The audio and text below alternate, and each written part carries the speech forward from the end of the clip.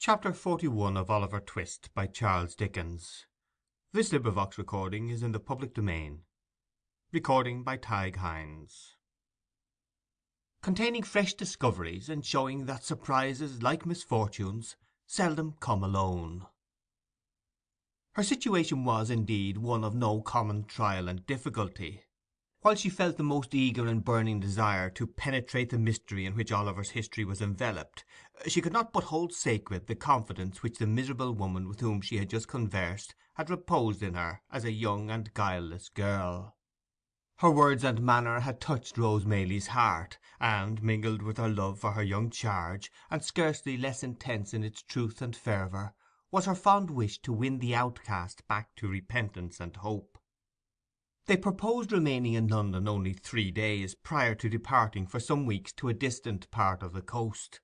It was now midnight of the first day. What course of action could she determine upon which could be adopted in 48 hours, or how could she postpone the journey without exciting suspicion? Mr. Losburn was with them, and would be for the next 2 days. But Rose was too well acquainted with the excellent gentleman's impetuosity, and foresaw too clearly the wrath with which, in the first explosion of his indignation, he would regard the instrument of Oliver's recapture, to trust him with the secret, when her representations on the girl's behalf could be seconded by no experienced person. These were all reasons for the greatest caution and the most circumspect behaviour in communicating it to Mrs. Maylie, whose first impulse would infallibly be to hold a conference with the worthy doctor on the subject. As to resorting to any legal adviser, even if she had known how to do so, it was scarcely to be thought of for the same reason. Once the thought occurred to her of seeking assistance from Harry, but this awakened the recollection of their last parting, and it seemed unworthy of her to call him back when, the tears rose to her eyes as she pursued this train of reflection, he might have by this time learnt to forget her, and to be happier away. Disturbed by these different reflections, inclining now to one course and then to another, and again recoiling from all, as each successive consideration presented itself to her mind, Rose passed a sleepless and anxious night. After more communing with herself next day, she arrived at the desperate conclusion of consulting Harry. "If it be painful to him," she thought, "to come back here, how painful it will be to me! But perhaps he will not come. He may write, or he may come himself, and studiously abstain from meeting me. He did when he went away. I hardly thought he would, but it was better for us both." And here Rose dropped the pen and turned away, as though the very paper which was to be her messenger should not see her weep. She had taken up the same pen and laid it down again 50 times, and had considered and reconsidered the first line of her letter without writing the first word, when Oliver, who had been walking in the streets with Mr. Giles for a bodyguard, entered the room in such breathless haste and violent agitation as seemed to betoken some new cause of alarm. "What makes you look so flurried?" asked Rose, advancing to meet him. "I hardly know how. I feel as if I should be choked," replied the boy. "Oh dear, to think that I should see him at last, and you should be able to know that I have told you the truth." "I never thought you had told us anything but the truth," said Rose, soothing him. "But what is this? Of whom do you speak?" "I have seen the gentleman," replied Oliver, scarcely able to articulate. "The gentleman who was so good to me, Mr. Brownlow, that we have so often talked about." "Where?" asked Rose. "Getting out of a coach," replied Oliver, shedding tears of delight, "and going into a house. I didn't speak to him. I couldn't speak to him, for he didn't see me, and I trembled so that I was not able to go up to him. But Giles asked for me whether he lived there, and they said he did. Look here," said Oliver, opening a scrap of paper. "Here it is. Here is where he lives. I'm going there directly.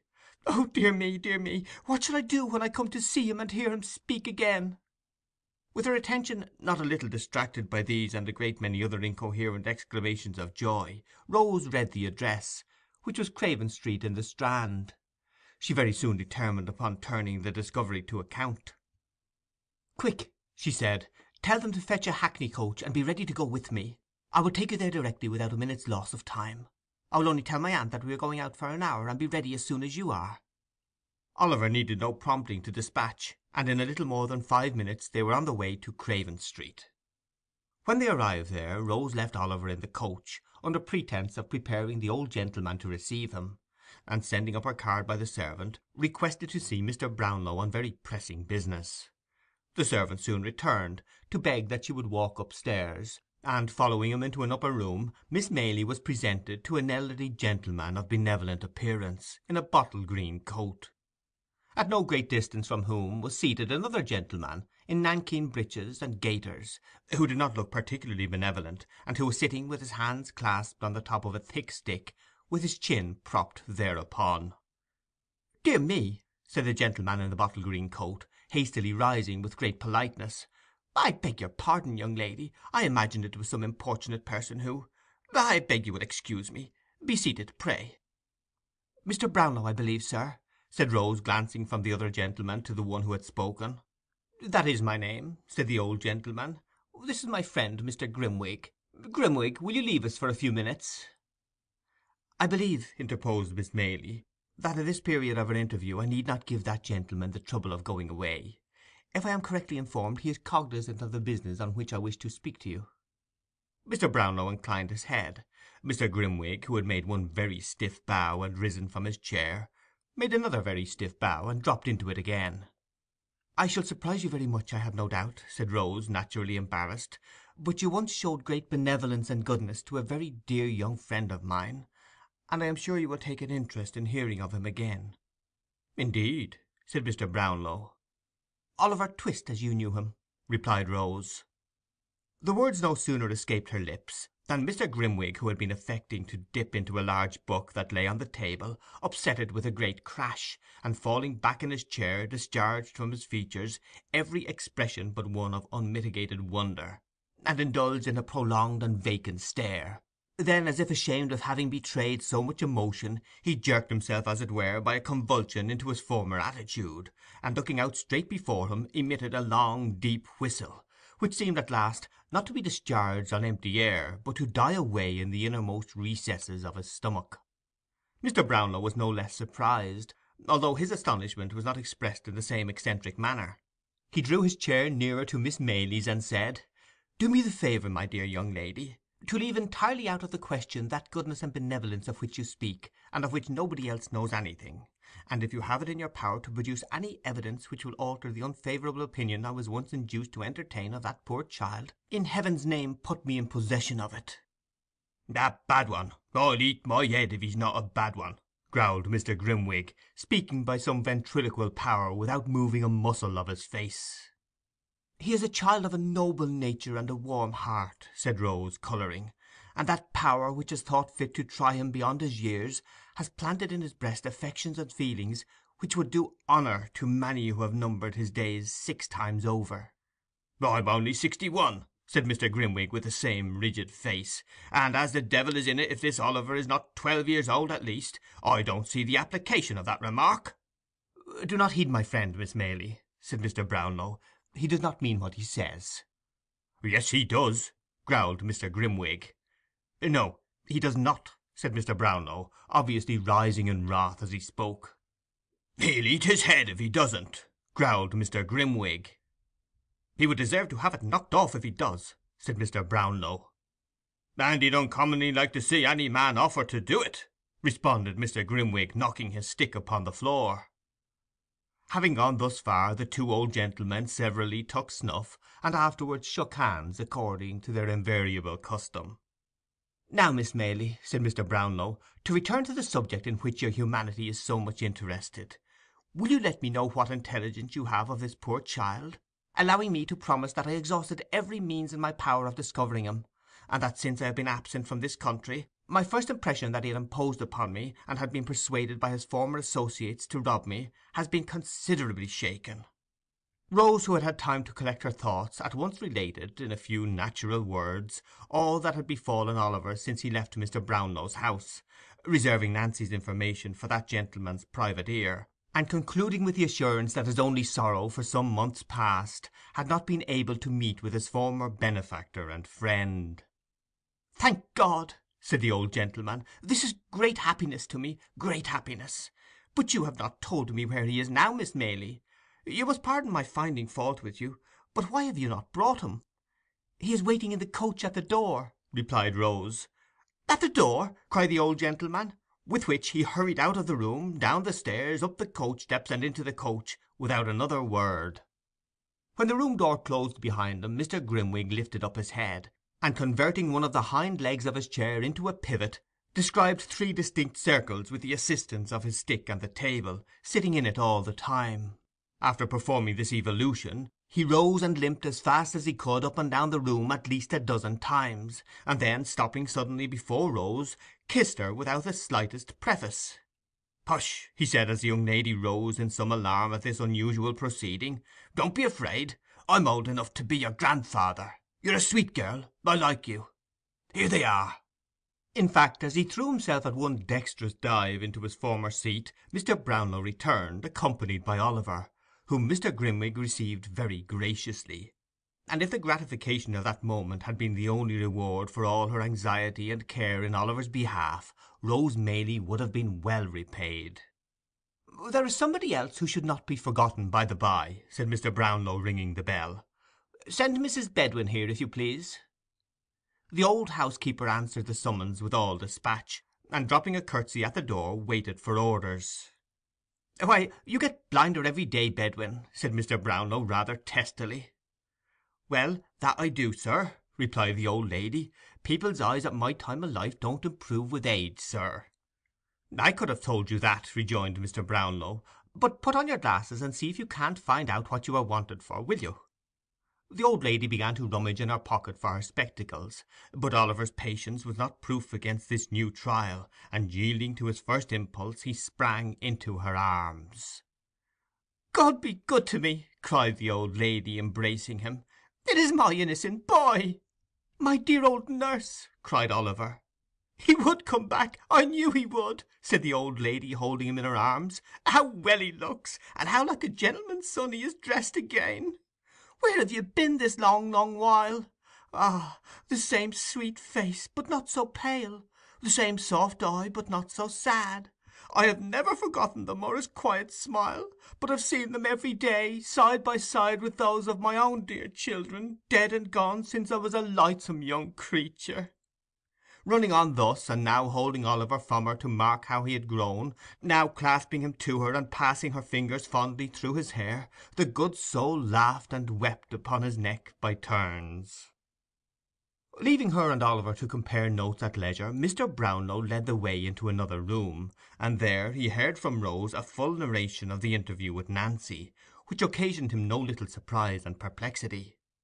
Rose also explained her reasons for not confiding in her friend Mr. Losberne in the first instance.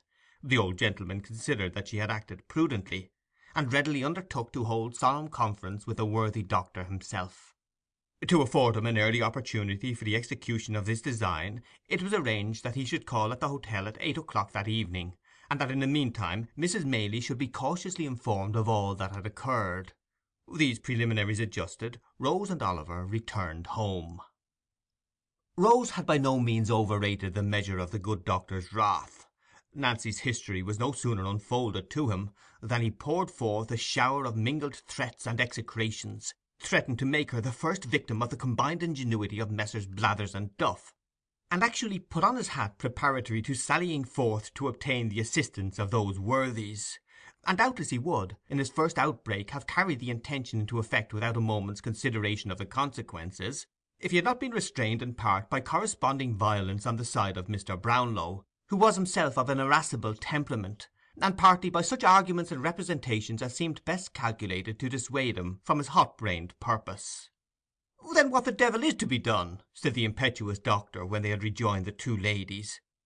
"Are we to pass a vote of thanks to all these vagabonds, male and female, and beg them to accept £100 or so apiece as a trifling mark of our esteem, and some slight acknowledgment of their kindness to Oliver?" "Not exactly that," rejoined Mr. Brownlow, laughing, "but we must proceed gently and with great care." "Gentleness and care!" exclaimed the doctor. "I'd send them one and all to—" "Never mind where," interposed Mr. Brownlow, "but reflect whether sending them anywhere is likely to attain the object we have in view." "What object?" asked the doctor. "Simply the discovery of Oliver's parentage, and regaining for him the inheritance of which, if this story be true, he has been fraudulently deprived." "Ah," said Mr. Losberne, cooling himself with his pocket-handkerchief, "I almost forgot that." "You see," pursued Mr. Brownlow, Placing this poor girl entirely out of the question, and supposing it were possible to bring these scoundrels to justice without compromising her safety, what good should we bring about?" "Hanging a few of them at least, in all probability," suggested the doctor, "and transporting the rest." "Very good," replied Mr. Brownlow, smiling. "But no doubt they will bring that about for themselves in the fulness of time; and if we step in to forestall them, it seems to me that we shall be performing a very quixotic act, in direct opposition to our own interest, or at least to Oliver's, which is the same thing." "How?" inquired the doctor. "Thus. It is quite clear that we shall have extreme difficulty in getting to the bottom of this mystery unless we can bring this man, Monks, upon his knees. That can only be done by stratagem, and by catching him when he is not surrounded by these people. For suppose if he were apprehended, we have no proof against him. He is not even, so far as we know, or as the facts appear to us, concerned with the gang in any of their robberies. If he were not discharged, it is very unlikely that he could receive any further punishment than being committed to prison as a rogue and vagabond, and of course ever afterwards his mouth would be so obstinately closed that he might as well, for our purposes, be deaf, dumb, blind, and an idiot." "Then," said the doctor impetuously, "I put it to you again, whether you think it reasonable that this promise to the girl should be considered binding? A promise made with the best and kindest intentions, but really—" "Do not discuss the point, my dear young lady, pray," said Mr. Brownlow, interrupting Rose as she was about to speak. "The promise shall be kept. I don't think it will, in the slightest degree, interfere with our proceedings. But before we can resolve upon any precise course of action, it will be necessary to see the girl, to ascertain from her whether she will point out this Monks, on the understanding that he is to be dealt with by us, and not by the law; or, if she will not, or cannot do that, to procure from her such an account of his haunts and description of his person as will enable us to identify him. She cannot be seen until next Sunday night. This is Tuesday. I would suggest that in the meantime we remain perfectly quiet, and keep these matters secret even from Oliver himself." Although Mr. Losberne received with many wry faces a proposal involving a delay of 5 whole days, he was fain to admit that no better course occurred to him just then; and as both Rose and Mrs. Maylie sided very strongly with Mr. Brownlow, that gentleman's proposition was carried unanimously. "I should like," he said, "to call in the aid of my friend Grimwig. He is a strange creature, but a shrewd one, and might prove of material assistance to us. I should say that he was bred a lawyer, and quitted the bar in disgust because he had only one brief and a motion of court in 20 years, though whether that is recommendation or not, you must determine for yourselves." "I have no objection to your calling in your friend, if I may call in mine," said the doctor. "We must put it to the vote," replied Mr. Brownlow. "Who may he be?" "That lady's son, and this young lady's very old friend," said the doctor, motioning towards Mrs. Maylie, and concluding with an expressive glance at her niece. Rose blushed deeply, but she did not make any audible objection to this motion. Possibly she felt in a hopeless minority, and Harry Maylie and Mr. Grimwig were accordingly added to the committee. "We stay in town, of course," said Mrs. Maylie, "while there remains the slightest prospect of prosecuting this inquiry with a chance of success. I will spare neither trouble nor expense in behalf of the object in which we are all so deeply interested, and I am content to remain here, if it be for 12 months, so long as you assure me that any hope remains." "Good," rejoined Mr. Brownlow; "and as I see on the faces about me a disposition to inquire how it happened that I was not in the way to corroborate Oliver's tale, and had so suddenly left the kingdom, let me stipulate that I shall be asked no questions until such time as I may deem it expedient to forestall them by telling my own story. Believe me, I make this request with good reason, for I might otherwise excite hopes destined never to be realized, and only increase difficulties and disappointments already quite numerous enough.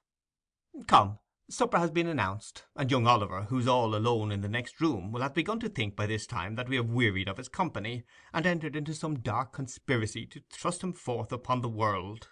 With these words the old gentleman gave his hand to Mrs. Maylie, and escorted her into the supper-room. Mr. Losberne followed, leading Rose, and the council was, for the present, effectually broken up. Chapter 41